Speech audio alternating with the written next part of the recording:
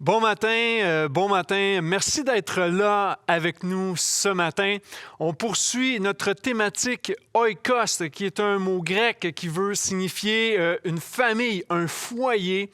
Et à travers cette série, ce qu'on veut faire, c'est de regarder au fondement de la famille. Vous savez, dans notre monde d'aujourd'hui, on a besoin de repères. Notre société est sans repères et cette thématique a pour but de regarder aux repères bibliques pour tout ce qui a rapport à la famille. On a vu déjà les mères, on a vu la semaine dernière par rapport aux enfants, à l'héritage que nous avons. On va regarder pour les couples, pour les aînés, pour la belle famille. On va regarder pour les pères également.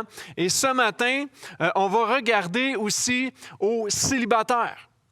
Et j'aimerais dire que peut-être tu m'écoutes en ce moment et tu dis « OK, moi, je ne suis pas célibataire, c'est pas pour moi. Attends une minute, s'il te plaît. Tu vas voir parce que si tu n'es pas célibataire en ce moment, dis-toi que tu l'as déjà été et tu pourrais le devenir.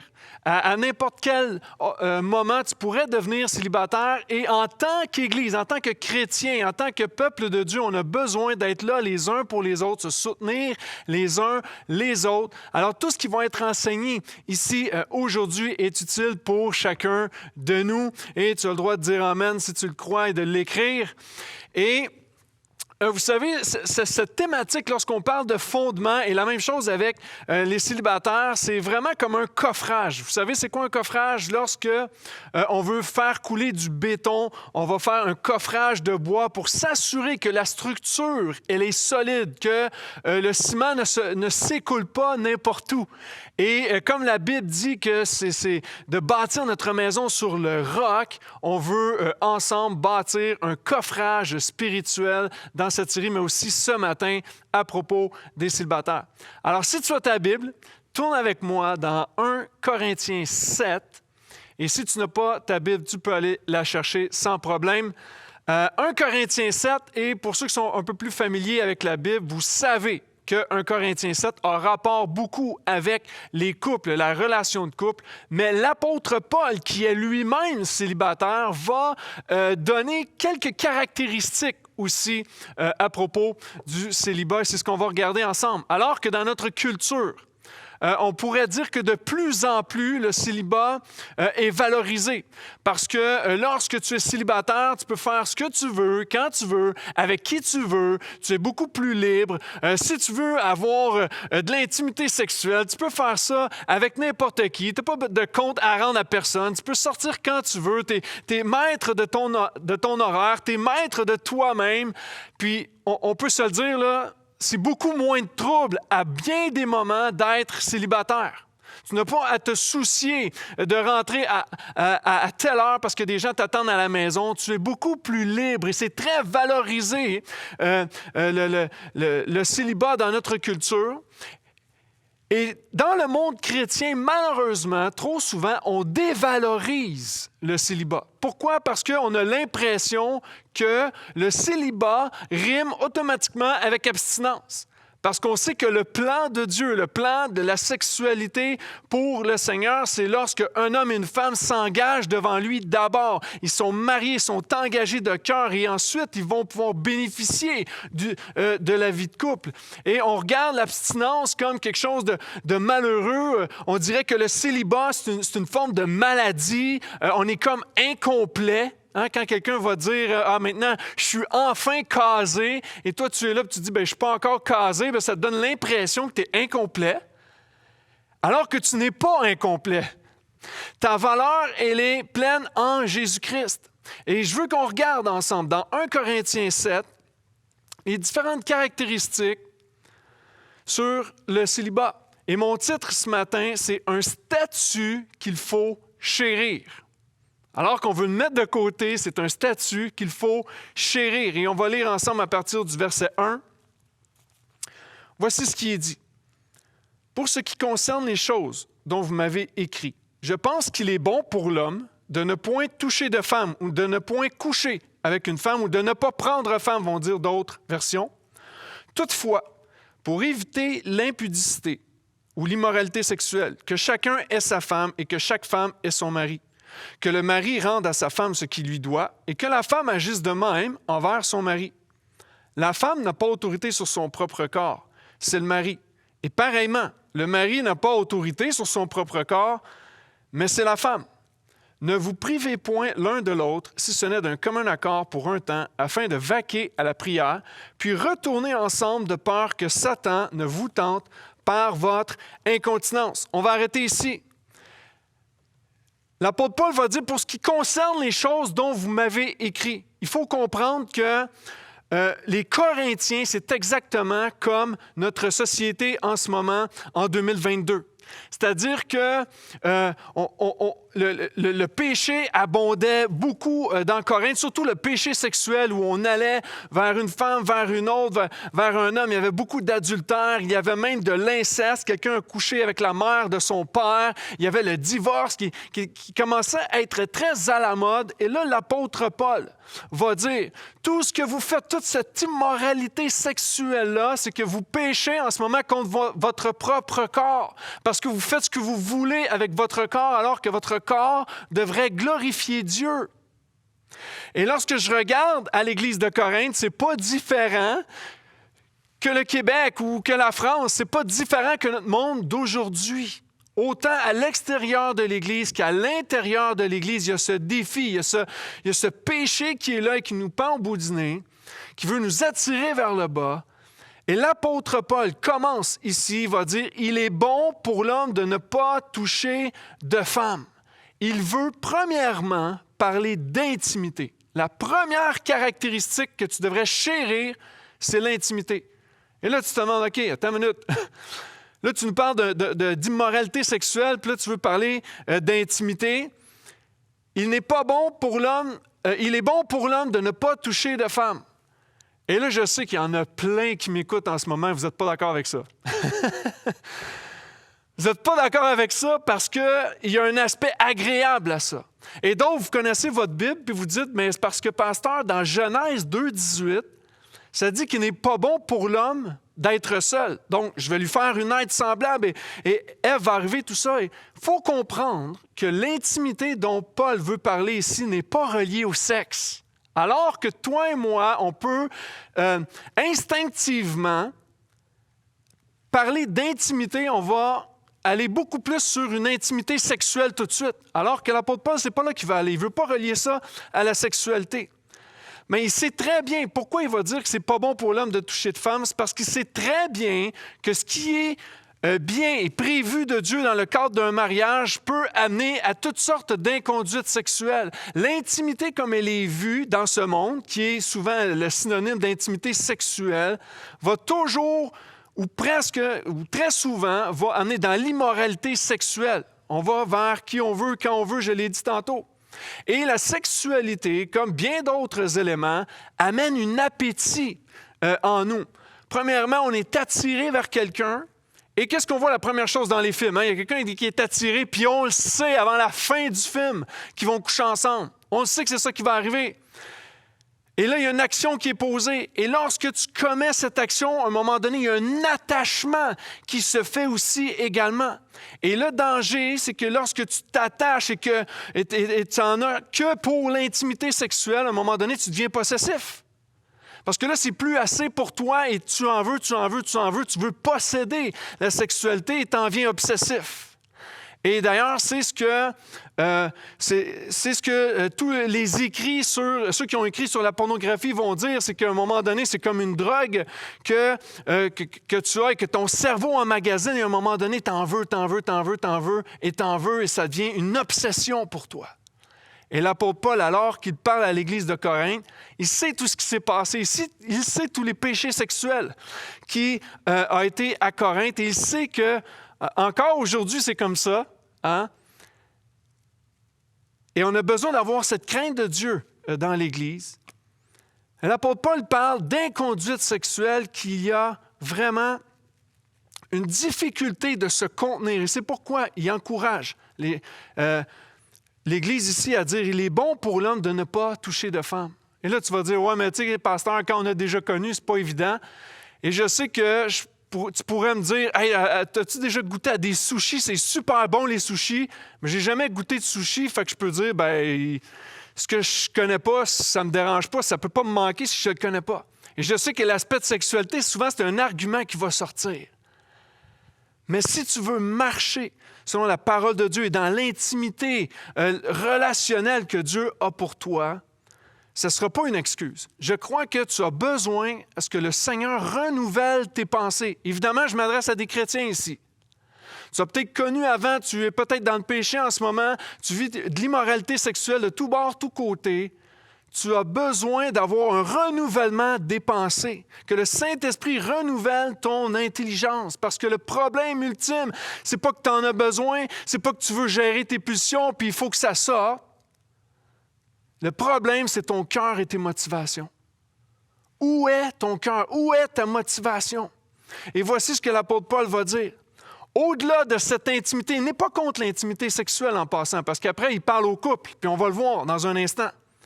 Mais au-delà de cette intimité sexuelle, il sait qu'il y a encore une plus grande valeur dans l'intimité amicale. Par exemple, on voit dans 2 Samuel, je crois, David et Jonathan, 2 amis. David est quelqu'un qui avait 3 femmes et en plus, il a commis l'adultère avec une autre femme. Donc, ce n'est pas parce qu'il manquait d'intimité sexuelle, en passant.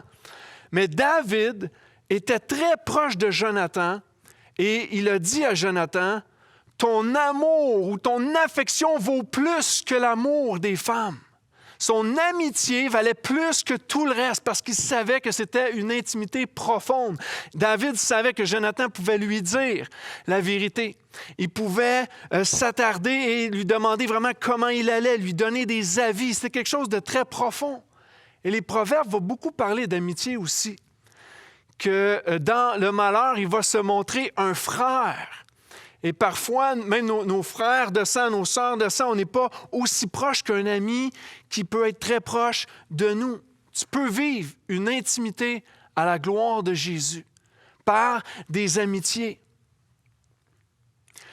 Parce que laisse-moi te dire qu'il est possible d'avoir beaucoup de sexualité sans aucune intimité.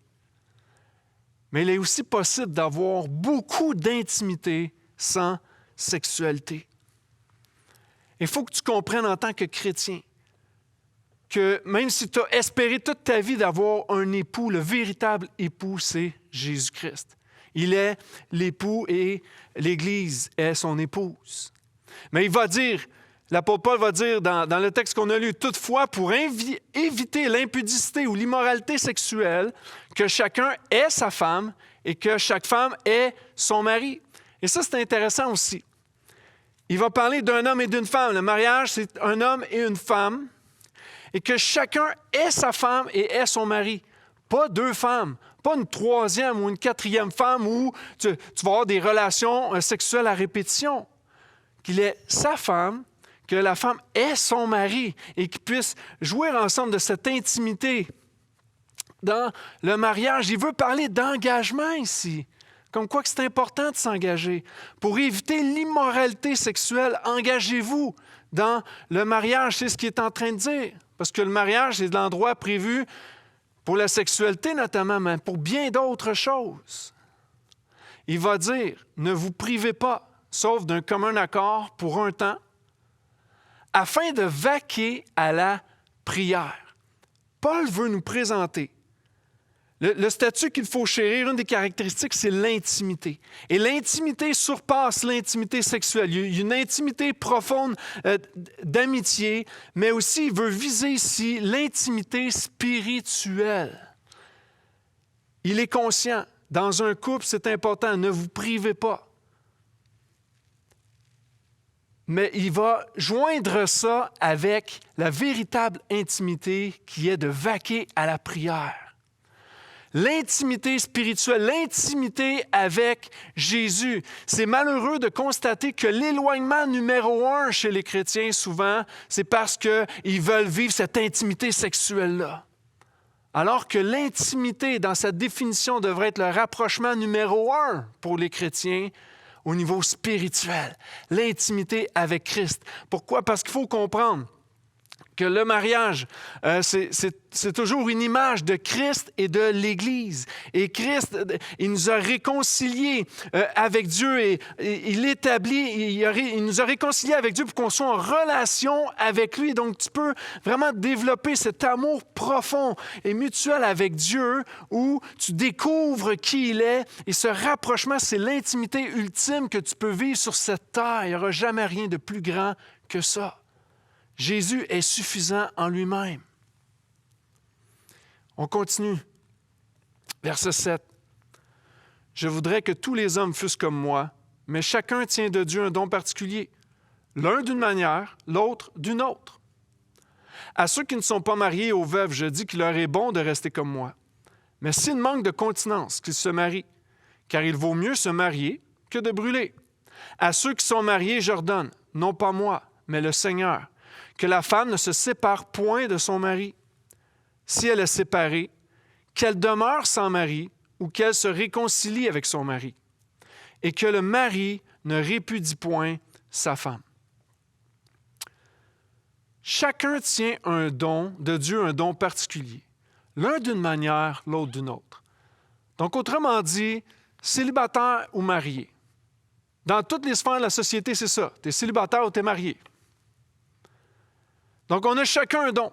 Et là, tu m'écoutes ce matin et tu dis, moi, le don de célibat, je ne le veux pas. Je ne le veux pas. J'ai hâte de marier. Pour toi, c'est une malédiction. Puis c'est comme si, en fait, tu dis à Dieu, Dieu veut te... En passant, le don, c'est un cadeau. Là. Ça veut dire que Dieu il a quelque chose de particulier pour toi et de très puissant dans ce don-là. Et ce n'est pas quelque chose à rejeter ou à jeter. Puis ça me fait penser, si on reçoit un cadeau à un moment donné, là, tu regardes le cadeau puis c'est comme, ouais, je vais attendre que la visite parte, là, puis quand ils vont partir, je vais le mettre aux poubelles. Et parfois, on est comme ça avec Dieu. On ne s'en rend pas compte, mais c'est comme si, hey, si je pouvais finir ma vie célibataire, jamais de la vie.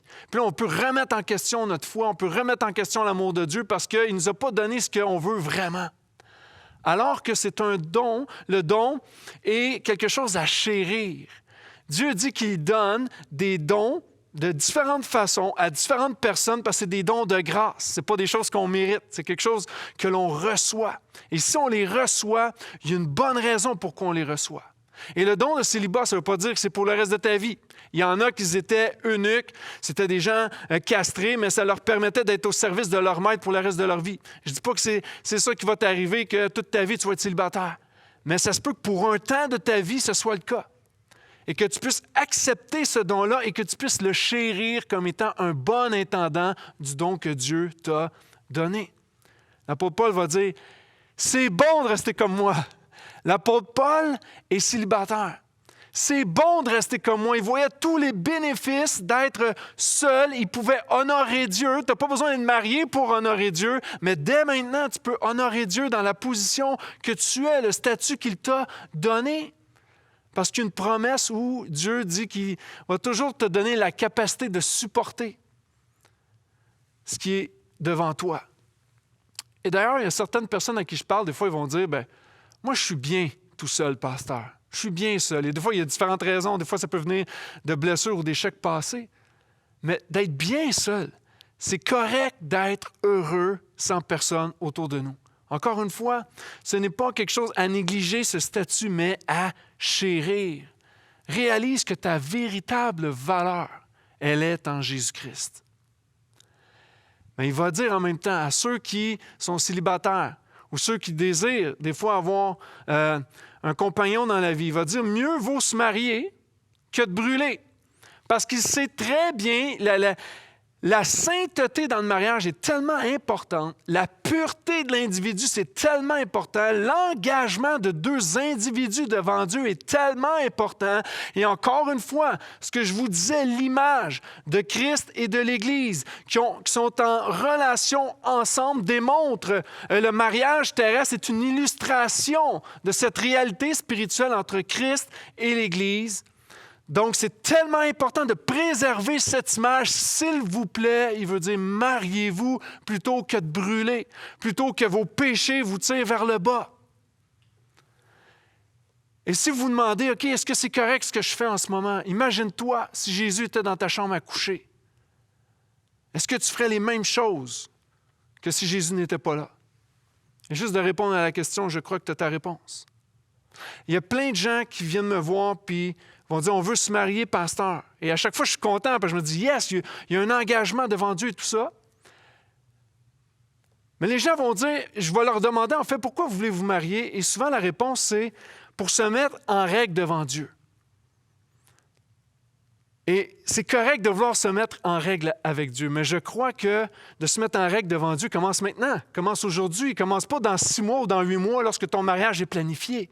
Dès aujourd'hui, honore Dieu avec ce que tu as reçu.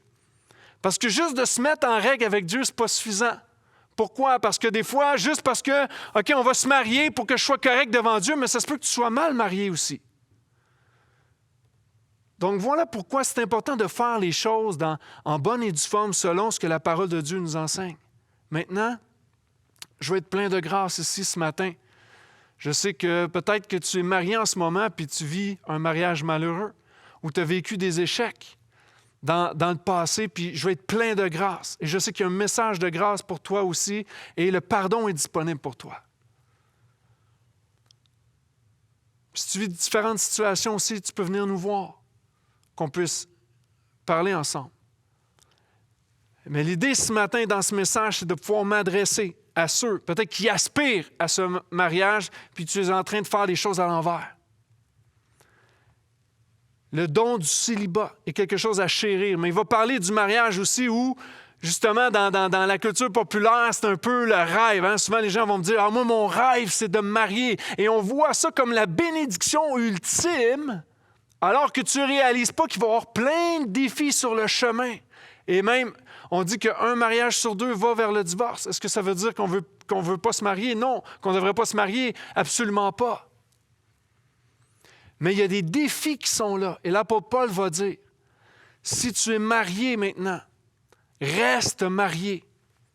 Et ça, c'est un défi aussi, parce qu'on lance la serviette rapidement de nos jours.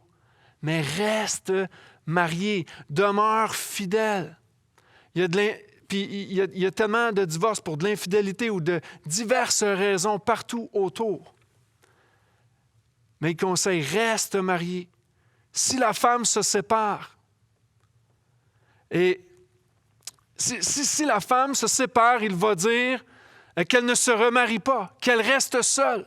Et ça, c'est une parole qui est difficile pour bien des gens parce qu'on veut toujours espérer puis se remarier.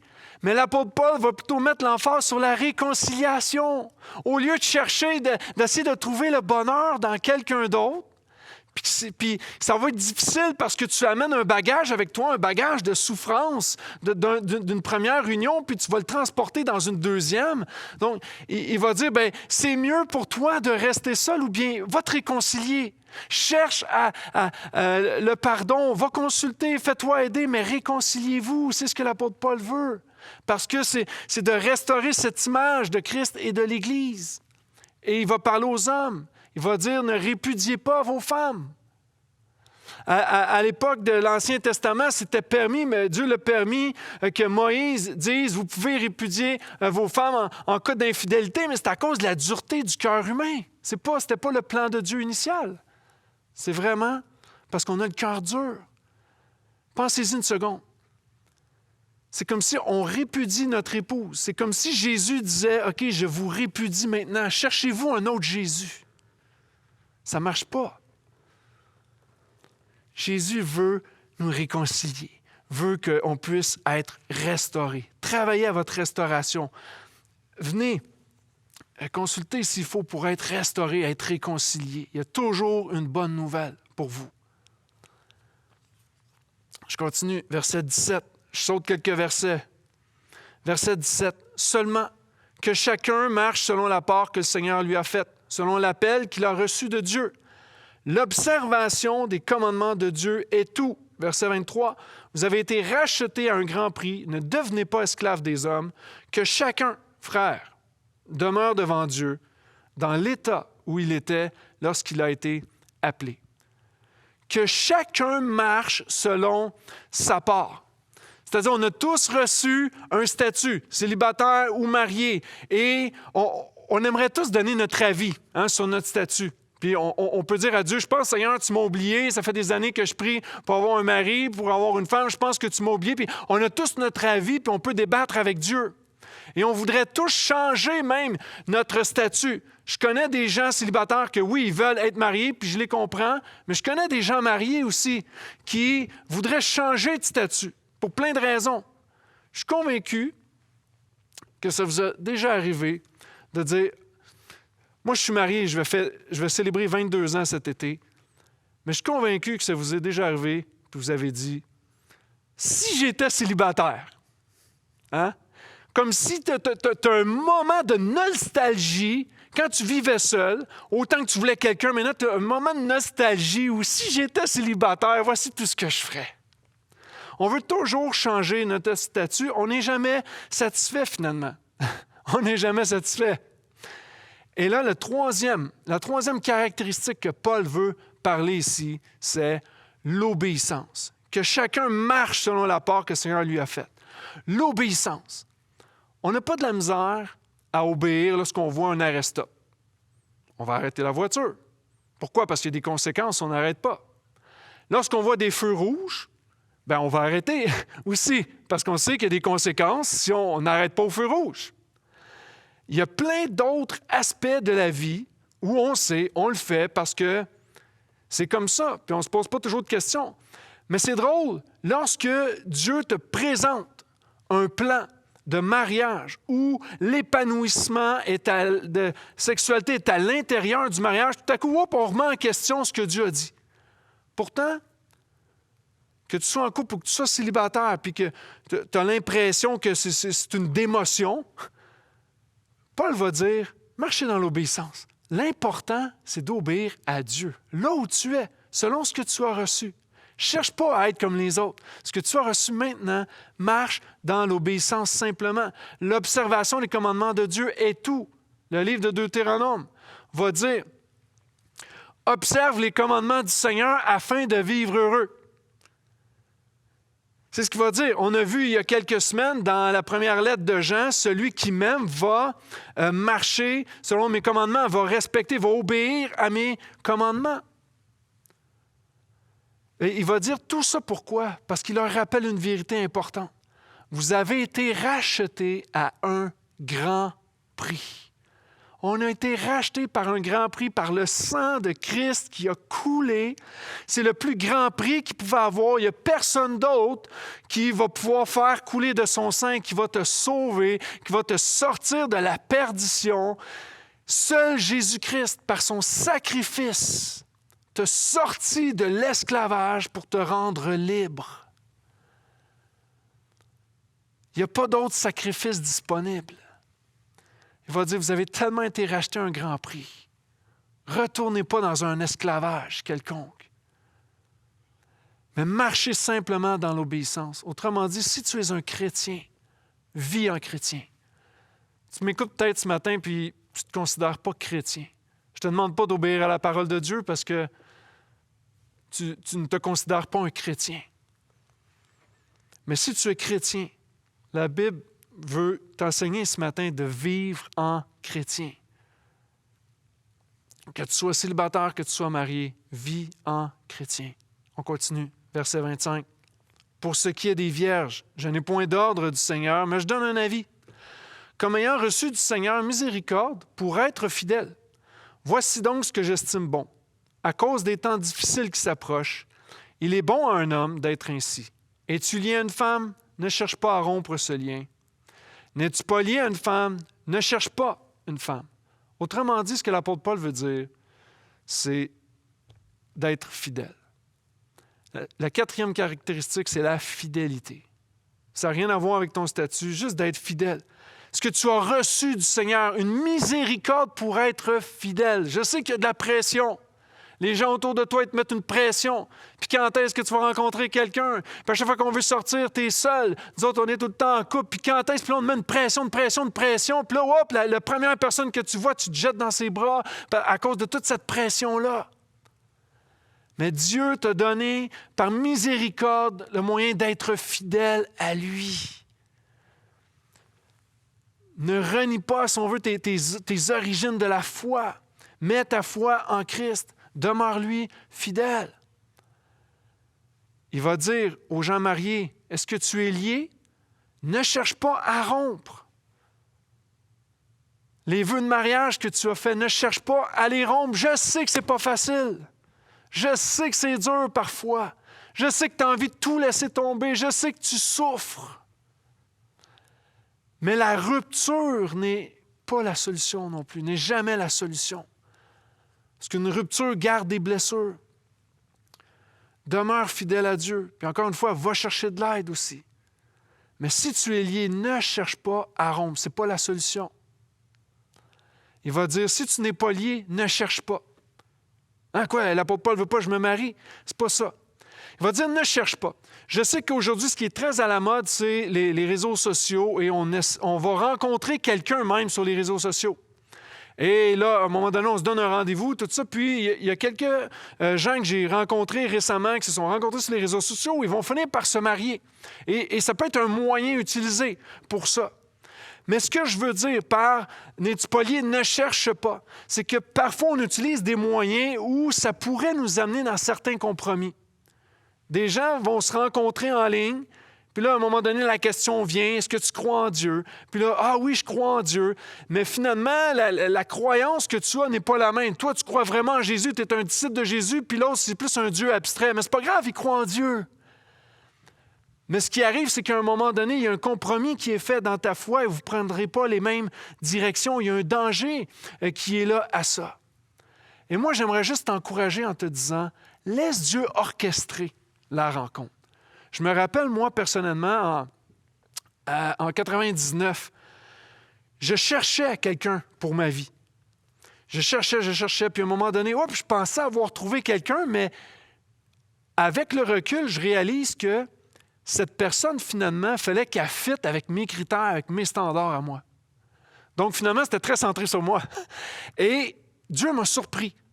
Alors que je cherchais quelqu'un, Dieu m'a emmené quelqu'un qui est ma femme aujourd'hui. Mais lorsqu'elle est arrivée, premièrement, je ne m'attendais pas du tout à ça, mais boum, tout à coup, dans mon cœur, il a commencé à avoir un battement d'amour pour elle, un peu inexpliqué. Et aujourd'hui, on est mariés. Donc, laisse Dieu, si tu n'es pas lié à quelqu'un, si tu ne sors pas avec quelqu'un, tu ne fréquentes pas quelqu'un, commence pas à chercher partout. Puis j'ai rencontré tellement de gens, des fois, qui m'ont dit « Hey, y a-tu des belles femmes à ton église? » Puis c'est comme ça, on cherche quelque chose tout le temps. Mais on ne cherche pas au bon endroit. Laisse Dieu s'occuper de toi.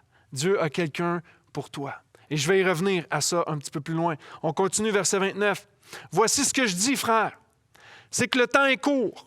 Que désormais, ceux qui ont des femmes soient comme n'en ayant pas, ceux qui pleurent comme ne pleurant pas, ceux qui se réjouissent comme ne se réjouissant pas, ceux qui achètent comme ne possédant pas, et ceux qui usent du monde comme n'en usant pas, car la figure de ce monde passe. Or, je voudrais que vous fussiez sans inquiétude. Celui qui n'est pas marié s'inquiète des choses du Seigneur, des moyens de plaire au Seigneur. Et celui qui est marié s'inquiète des choses du monde, des moyens de plaire à sa femme. Verset 34, « Celle qui n'est pas mariée s'inquiète des choses du Seigneur, afin d'être sainte de corps et d'esprit. Et celle qui est mariée s'inquiète des choses du monde, des moyens de plaire à son mari. Je dis cela dans votre intérêt. Ce n'est pas pour vous prendre au piège. C'est pour vous porter à ce qui est bienséant et propre, à vous attacher au Seigneur sans distraction. » La cinquième caractéristique, c'est l'attachement. L'apôtre Paul va dire, « Guys, le temps est court. Le temps est court. On a tellement d'énergie pour essayer de combler juste les besoins de nos cœurs. Le temps est court. Ceux qui sont mariés, c'est un paquet d'obligations. Puis là, je ne suis pas en train de décourager les gens mariés. Okay? Je veux juste faire réaliser un peu le portrait de tous ceux qui aspirent absolument, alors qu'il y a plein d'obligations lorsque tu es marié. Il va dire, l'homme cherche de plaire à sa femme. Lorsque tu veux faire un cadeau de fête des mères, lorsque tu veux l'amener dans un week-end, lorsque c'est sa fête, de quelle façon je vais plaire à ma femme? Tu arrives chez vous le soir, tu veux faire un souper. Il y a plein de façons tu veux plaire à ta femme. Il va dire, la femme, elle cherche quoi? À plaire à son mari. De plein de façons aussi. Il y a un paquet d'obligations. Il va dire que ceux qui pleurent en ce moment comme ne pleurant pas, qu'est-ce qu'il veut dire? Il y a des moments de souffrance dans la vie. Et tu peux t'éviter beaucoup de souffrance. Par exemple, il y a une chose que je souffre terriblement à la maison, c'est la douche. Parce que j'ai une femme, 3 adolescentes, et ça prend 1h30 pour 3 douches à la maison. Ça me fait souffrir. Si j'étais seul, je pourrais la prendre en 2 minutes. Merci, bonsoir. Il y a de la souffrance. Il va dire que ceux qui ont du plaisir comme n'en ayant pas, on veut se divertir, puis à quelque part, il y a une perte de temps. Comme ceux qui possèdent ne possédant pas, on s'investit dans le matériel continuellement lorsque tu as des obligations. Puis, comprenez-moi bien, il faut prendre nos responsabilités, on doit remplir nos obligations. Je ne suis pas en train de dire l'inverse. Mais le mariage, c'est beaucoup plus compliqué. Les décisions, ça se prend à 2. L'éducation, ça se fait à 2. La communication, ça se fait à 2 aussi. L'implication, tu veux t'impliquer à l'Église, puis c'est plus difficile. T'affairer aux affaires du Seigneur, c'est plus difficile. Il y a plusieurs personnes à considérer. Maintenant, il va dire, le temps est court. Si tu es célibataire, là, imagine-toi le privilège que tu as plus que tous les autres. Tu peux t'attacher au Seigneur sans distraction. Sans distraction, c'est beaucoup plus simple lorsque tu es seul. Tu peux être beaucoup plus flexible. Par exemple, cet été, on veut aller en vacances, toute la famille. Mais c'est compliqué. Je veux faire l'Ouest canadien, puis j'ai quelqu'un qui me dit « Ah, c'est super facile. Alors, moi, j'ai pris mon char, puis j'ai pas vraiment réservé, puis j'ai couché dans une tente, puis... » Mais cette personne-là, elle est seule. Je dis « OK, mais dans ma réalité, je peux pas faire ça. Il faut que je prévoie les arrêts, il faut que je prévoie les pipis, il faut que je prévoie le manger, il faut que je prévoie, OK, au moins 2, 3, même quasiment 4 lits. Il faut que j'aie une camionnette. Je peux pas aller avec un... » Vous voyez, c'est beaucoup plus compliqué. Il y a plein de bénédictions, mais la vie de mariage est beaucoup plus compliquée. Et je veux t'encourager à t'attacher au Seigneur. Il y a tellement de belles choses pour toi. Il y a plein de gens que je connais qui me disent « Ah, moi, là, je partirai en mission, puis un jour dans ma vie, je veux faire ça. » Puis je t'encourage, pendant que tu es célibataire, fais-le. Parce qu'après, là, c'est le budget familial qui en prend un coup. Fais-le pendant que tu peux. Sers le Seigneur. Mais en toute chose, l'attachement ultime que tu peux avoir, ce n'est pas à ton mari, ce n'est pas à ta femme, ce n'est pas à espérer d'avoir quelqu'un. L'attachement ultime devrait être au Seigneur Jésus. Simplement plaire au Seigneur en marchant dans l'obéissance et dans la fidélité. On poursuit verset 37, j'ai presque terminé. Il va dire « Celui qui a pris une ferme résolution, sans contrainte et avec l'exercice de sa propre volonté, et qui a décidé en son cœur de garder sa fille vierge, celui-là fait bien. » Parce que dans le temps, c'est les parents qui décidaient souvent pour leur fille. Donc, il va dire, celui-là fait bien. S'il veut la garder vierge, je veux la garder à la maison, pas de problème. Ainsi, celui qui marie sa fille fait bien, et celui qui ne la marie pas fait mieux. Une femme est liée aussi longtemps que son mari est vivant, mais si le mari meurt, elle est libre de se marier à qui elle veut, seulement que ce soit dans le Seigneur. Et ça m'amène au 6e point, qui est le choix. C'est une caractéristique du célibat, le choix.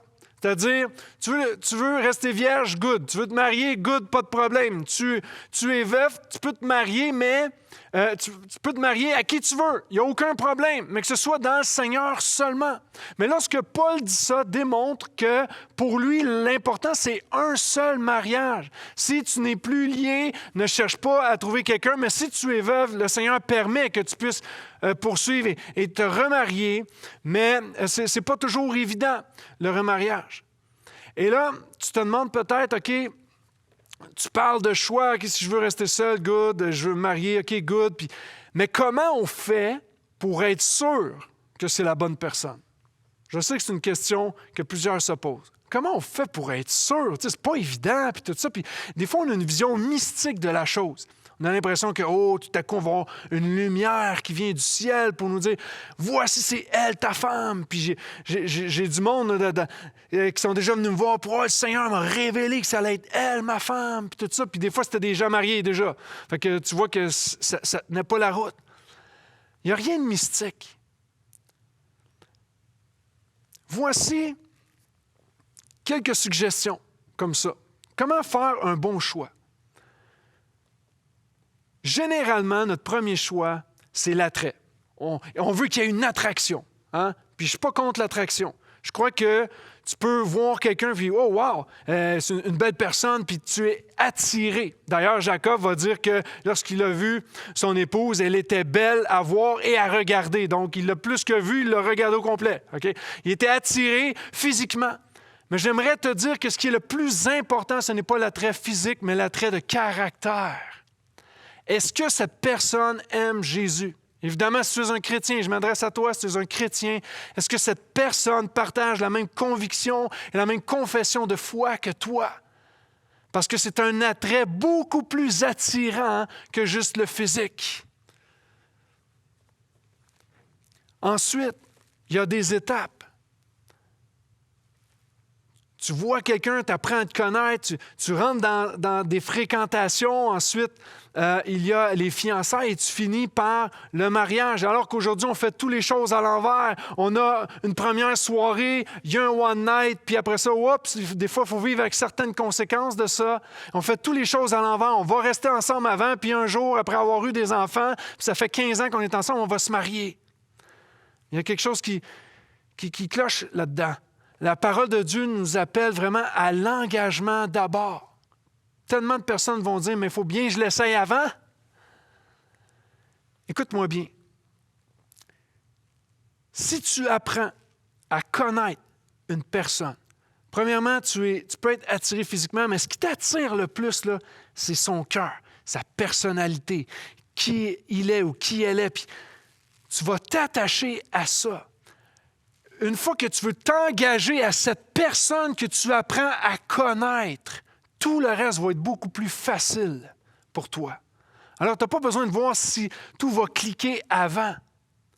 Parce que le travail que tu fais d'apprendre à connaître quelqu'un va t'amener vers l'engagement et le reste va de soi. Mais une autre proposition pour toi, c'est lorsque tu veux t'unir avec quelqu'un, demande l'avis. Demande l'avis de tes amis.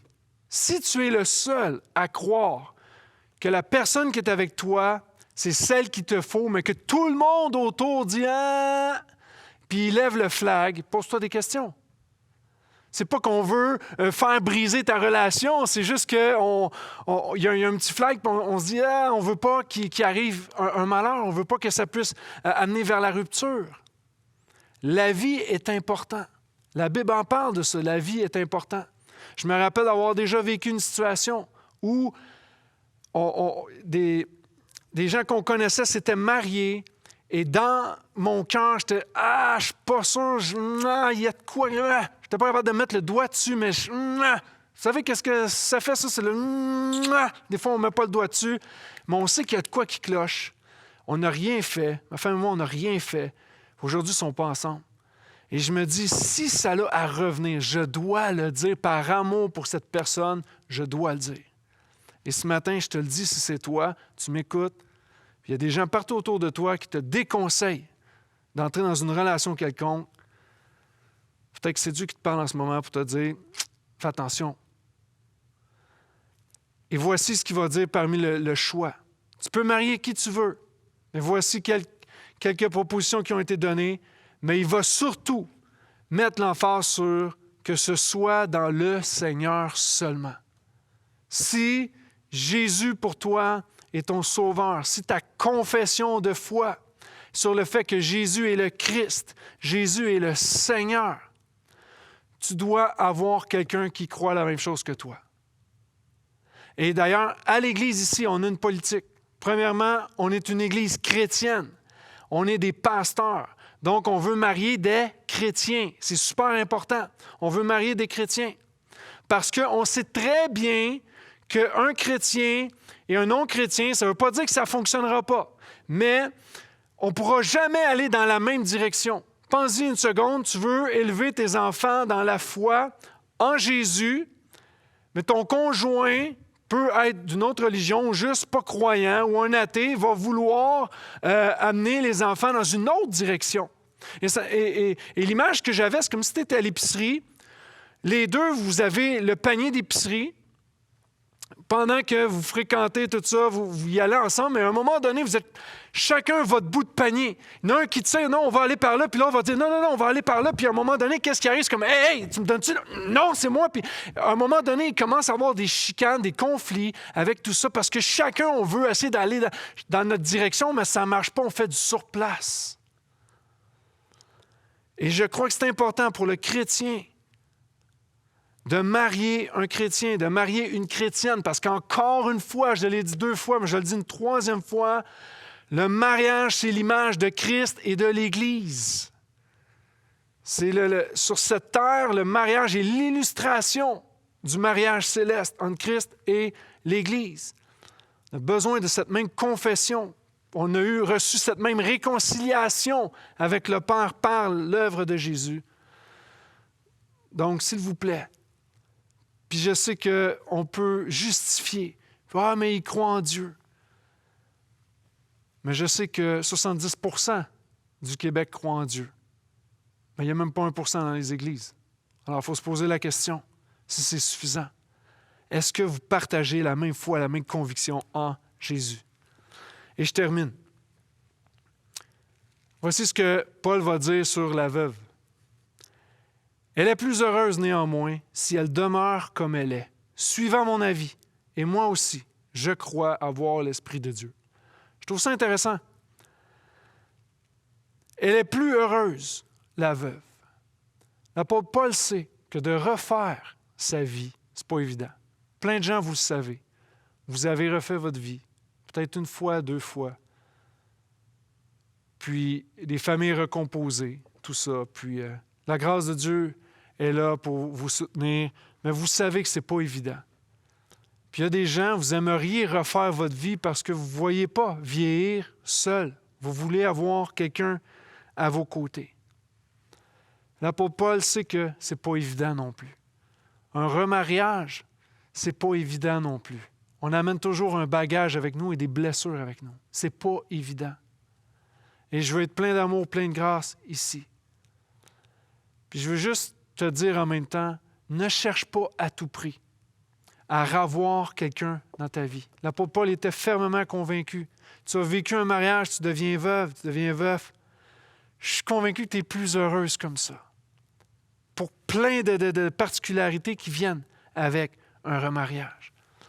Le problème, je crois, c'est que notre définition, en fait, le fait de se marier, on va dire que ça définit notre bonheur.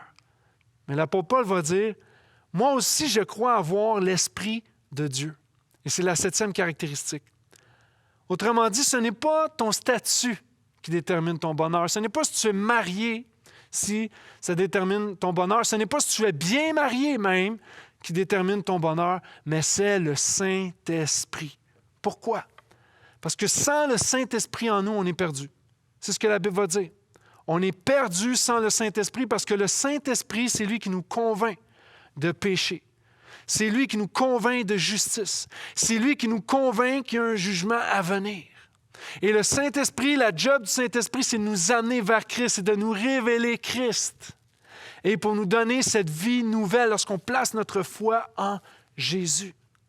Alors le plus important, c'est l'Esprit de Dieu par-dessus toute chose. Et le Saint-Esprit te conduit dans toute la vérité. On ne peut pas être plus heureux que ça lorsqu'on marche dans la vérité. On sait qu'il n'y a pas de mensonge autour, on sait qu'il n'y a pas de peur, il n'y a pas de crainte, il y a juste la vérité autour. On peut marcher dans la lumière. Et c'est ce que le Saint-Esprit veut faire. Le bonheur est causé par le Saint-Esprit en nous. Et c'est Jean qui va nous dire que l'Esprit de Dieu témoigne à notre esprit que nous sommes enfants de Dieu. Ça vient du Saint-Esprit, enfants de Dieu. Alors qu'on cherche l'intimité de différentes façons, Paul veut nous rappeler que l'intimité avec Christ surpasse tout. Alors qu'on a reçu un don, des fois qu'on veut rejeter, le don de grâce qu'on reçoit. C'est ce qu'on doit chérir. Il nous parle d'obéissance et je veux vous inviter, alors que Christ a obéi jusqu'à la fin pour que tu sois capable de pouvoir obéir à la parole de Dieu, de marcher avec fidélité. Il va parler d'attachement, de s'attacher au Seigneur. Et c'est possible de le faire parce que Christ s'est attaché à nous en allant jusqu'à la croix. Et maintenant que tu es là et tu dis, OK, j'ai un choix à faire. Dis-toi que si tu as placé ta foi en Jésus, tu as été choisi par le Seigneur. Tu es un enfant de Dieu. Et je veux arriver à la conclusion et je veux prier avec vous ce matin. C'est lorsqu'on parle d'Esprit de Dieu. Je veux juste te dire, peu importe là où tu te trouves en ce moment, peu importe quelle est ta décision maintenant, ta position maintenant, que tu sois bien marié, mal marié à tes yeux, que tu sois un célibataire qui se dit heureux ou malheureux, j'aimerais te dire que le Saint-Esprit est suffisant pour te porter. Pour te porter. Et ce matin, je veux prier avec toi. Je sais que ce n'est pas évident. Et tous ceux qui m'écoutaient, je veux vous inviter à la prière avec moi. Parce que nous connaissons tous des frères, des sœurs seuls, célibataires. Pour eux, c'est un défi constant, tous les jours et difficile. J'aimerais ça qu'on prie pour eux. Je sais que j'ai parlé beaucoup des couples et il y a un message qui s'en vient aussi sur les couples durant cette série.